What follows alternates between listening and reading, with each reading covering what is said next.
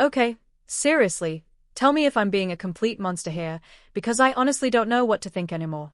My own daughter-in-law, the woman my son married, looked me straight in the eye and said, "We got married yesterday." Yesterday. Not a call, not an email, not even a text. My only son, my pride and joy, got married, and I found out by pure accident when I asked a casual question about wedding plans. Am I overreacting, or is this an unforgivable betrayal? You have to tell me. Let me take you back to the beginning, to understand how we even got to this point, this absolute mess. My son, Mark, has always been a gentle soul, a little on the quiet side, but incredibly kind and thoughtful. He was my firstborn, and we always had a special bond.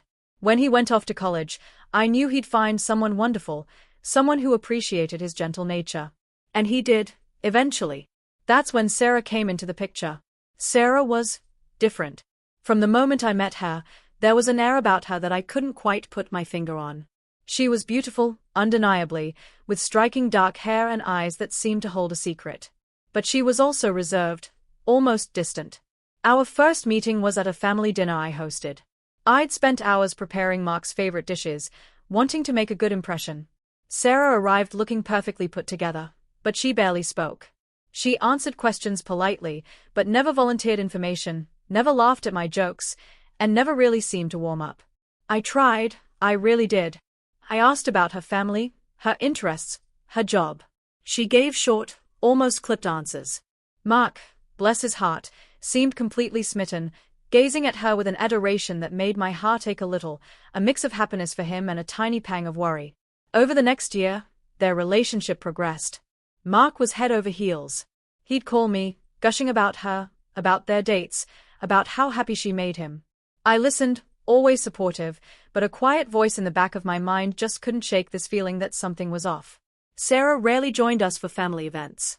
She always had an excuse: she was working late, she had other plans, she wasn't feeling well. It got to the point where it felt like pulling teeth to get her to come to Christmas dinner, or Thanksgiving, or even Mark's birthday.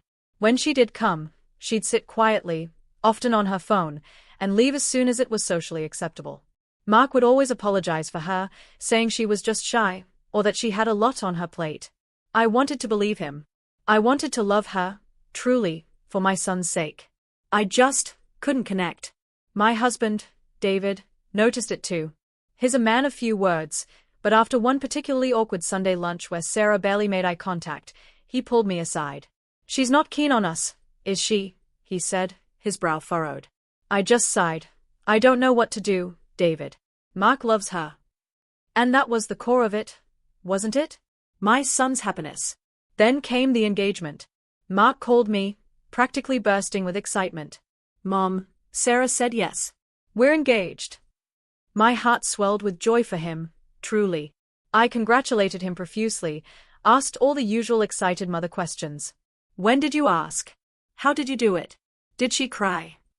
He told me the story of his romantic proposal, and I felt a flicker of hope. Maybe now, as they planned their future together, Sarah would finally open up, become part of our family. I immediately offered to help with wedding planning. "Oh, darling, let me help you with everything. We can look at venues, dresses, caterers. I know the best florist in town." Mark sounded a little hesitant. "Thanks, Mom, that's sweet, but Sarah really wants to handle most of it herself. She has a very specific vision." I understood. Every bride has a vision. "Of course," I said, trying to keep the disappointment out of my voice. "Just let me know if you need anything at all. I'm here for you both." Weeks turned into months. Every now and then, I'd casually ask Mark about the wedding plans. "Have you set a date yet? Have you looked at any places?" His answers were always vague. "Oh, we're still figuring things out," or "Sarah's really busy with work right now, so we haven't had much time." I tried to be patient. I told myself that modern weddings take time, that couples are busy. But a nagging feeling persisted. Why was everything so secretive? My other friends' children were getting married, and their mothers were involved in every step, from choosing invitations to tasting cakes. I wasn't asking for control, I just wanted to be included. I'd drop subtle hints to Mark, saying things like, "I saw such a lovely dress today, it reminded me of what you might like for Sarah." Or "My friend's daughter had her reception at this beautiful garden, it's worth checking out." Mark would just smile awkwardly and say he'd pass it on to Sarah. He never did, or if he did, it certainly never came back to me. My own daughter, Mark's younger sister, Emily, noticed it too. She's much more direct than I am. Mom, seriously, what's going on with Mark and Sarah? They've been engaged for ages, and there's not even a whisper of a wedding. Do you think she's even serious about him? I'd defend Mark, of course. Emily, don't be silly. They're just taking their time. Every couple is different. But deep down, Emily's words echoed my own unspoken fears. Was Sarah truly committed? Or was she just stringing him along? One afternoon, about 8 months after the engagement, I was having coffee with a mutual friend, Carol. Carol is a lovely woman, a little gossipy, but generally well-meaning. We were chatting about our kids, and Carol mentioned, "Oh, I saw Mark and Sarah at the courthouse last week. What a coincidence." My heart jumped. The courthouse? What for? I asked, trying to sound casual, but my mind was racing. Was it for a marriage license? Why wouldn't they tell me? Carol frowned slightly.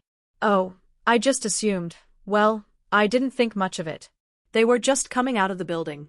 I waved, and they waved back. I thanked Carol, my coffee suddenly tasting like ash. I immediately called Mark. "Hey, sweetie," I said, putting on my brightest voice. "Just wondering, have you and Sarah made any more wedding plans? Anything exciting happening?" He sounded a little flustered. "Oh, no, Mom, not really. Still just busy. Why do you ask?" I decided not to mention Carol. I didn't want to seem like I was spying. "Oh, no reason. Just curious. You know me, always dreaming of your big day." He laughed, but it sounded forced. So that's the situation I was in. I felt completely shut out, ignored, and frankly, disrespected. My only son was getting married, and I was being kept in the dark about every single detail. I had a choice to make: keep quiet and hope they eventually included me, or push the issue and risk creating a bigger rift. Before I tell you what happened next, I want you to pause and comment below what you would have done in my shoes. Would you have confronted them? Would you have waited? I'm dying to know if my reaction was justified. All right, so I waited a little longer, convincing myself that maybe, just maybe, they were planning a surprise, or something incredibly intimate that they'd share with me afterward. Foolish, I know, looking back. The silence stretched on, becoming heavier with each passing week. No save the dates, no talk of guest lists, nothing. My frustration grew into a knot in my stomach. Finally, one Saturday, Mark called me, asking if he and Sarah could come over for dinner. My heart did a little hopeful flutter. "Of course, darling. I'll make your favorite lasagna." I thought, this is it. They are finally going to tell me the date. They are going to share their plans. I spent the day cooking and cleaning, setting the table with my best china. When they arrived, Sarah was, as usual, impeccably dressed and reserved. She gave me a polite hug. Mark seemed a little subdued, a bit nervous. We sat down to dinner, and I tried to keep the conversation light, but my mind was fixated on one thing. After we'd finished the main course, and I was clearing the plates, I decided to just go for it. I couldn't bear the suspense anymore. I turned to Mark and Sarah, a smile pasted on my face, but my voice was shaking ever so slightly. "So," I began, trying to sound casual, "I was just wondering, now that things are starting to settle down, have you two set a date for the wedding yet? I'm so excited to finally know when I can celebrate with you both." Mark shifted uncomfortably in his seat. He glanced at Sarah. Sarah, on the other hand, didn't even flinch. She looked at me, her eyes completely devoid of emotion, and said, in a perfectly calm, almost dismissive tone, "Oh, we got married yesterday." The world stopped spinning. For a moment, I thought I hadn't heard her correctly. My brain struggled to process the words. "Yesterday?" I repeated, my voice barely a whisper. "What do you mean, yesterday?" Mark finally spoke up, his voice soft, almost apologetic. "Yeah, Mom. We just went to the courthouse. It was really small. Just us and 2 witnesses. 2 witnesses. Not his mother. Not his father. Not his sister. Not even his closest friends, as far as I knew. Just 2 random people, presumably." I looked from Mark to Sarah, searching for any sign of remorse, any understanding of how this news would crush me. Mark looked down at his lap, avoiding my gaze. Sarah just sat there, impassive, almost as if she'd just announced what she had for breakfast. The pain was immediate, sharp, and overwhelming. It felt like a punch to the gut. All those months of being excluded, all those vague answers, all the polite excuses, it all came crashing down on me. They had deliberately kept me out of it. They had gotten married without telling a soul in the family. But why? I finally managed to ask, my voice cracking. Why didn't you tell us? Your own family? My only son got married, and I find out by accident. Sarah finally spoke again, her voice still unnervingly calm. We just wanted something small, private. No fuss. No fuss. No fuss for her, perhaps. But for me? This was the biggest fuss, the biggest heartbreak. I looked at Mark, begging him with my eyes to say something, anything, to explain, to apologize, to make it better. He just shrugged, looking utterly miserable. It's what Sarah wanted, Mom. That was the breaking point. What Sarah wanted. I practically shouted, my composure completely gone. What about what your mother wanted? What about your family? We've waited, we've hoped, we've worried. And you just do this? You spring it on me like it's a casual announcement about a new car. My husband, David, who had been sitting in stunned silence, finally spoke, his voice low and dangerous. Mark, how could you do this to your mother? To us. Mark finally looked up, his eyes filled with a mixture of guilt and defiance. It's our life, Dad. We get to decide how we get married. Decide to exclude your family entirely. David shot back. Sarah, sensing the tension, stood up. Look, we didn't mean to upset anyone. We just wanted it to be simple. Simple? I scoffed, tears streaming down my face now. Simple as telling your parents you're getting married. Simple as inviting your family to share in your joy. This isn't simple, Sarah, this is cold. This is disrespectful. Mark tried to intervene. Mom, please, let's not make a scene. A scene? I wailed. You think this isn't a scene? You think finding out your son got married yesterday, without you, isn't a scene? The rest of the evening was a blur of accusations, tears, and strained silence. Sarah eventually said, I think we should go. Mark, looking utterly defeated, followed her out. They left my beautiful lasagna uneaten. My home, which had been filled with hopeful anticipation just hours before, now felt empty and cold, echoing with the sound of my own sobs. In the days and weeks that followed, the silence was deafening. Mark called me a few times, but the conversations were stilted, awkward. He never truly apologized for keeping it from me, just said he was sorry I was upset.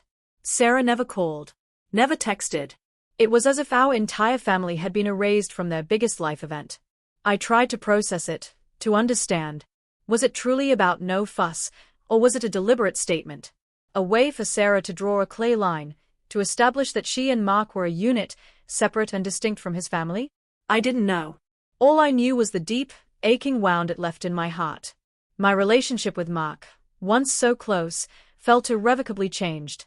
Every conversation was tinged with this unspoken hurt, this giant secret that had been kept from me. I wanted to be happy for him, truly, but how could I celebrate a marriage I wasn't even invited to witness? It's been months now since that dinner, since I heard those devastating words. They occasionally come over for holidays, and Sarah is still as reserved as ever. The subject of the wedding is never brought up. It's like a giant elephant in the room that no one dares to acknowledge. I look at my son, and I see a man who seems happy, yes, but also a little distant, a little less like the Mark I raised. I often wonder if he regrets it, if he wishes he had included us. But he never says. I try to be cordial with Sarah, but the warmth is gone. How do you rebuild trust after such a blatant exclusion? How do you forgive something that feels so profoundly personal? So, there it is. My story. My son is married, and I found out yesterday. It's still hard to believe sometimes. I don't know if I'll ever fully get over it. It feels like a piece of my heart was just taken, without my permission. I desperately want to move forward, to have a good relationship with my son and his wife, but this wound, it's deep. Like this video if you were on my side, if you think I have every right to feel hurt and betrayed. Subscribe for more stories like this, because sometimes, you just need to share these impossible situations. And please, Please share your final thoughts on this whole mess in the comment section. Did I handle it wrong? What would you have done? I need to hear it. I'll see you all in the next story.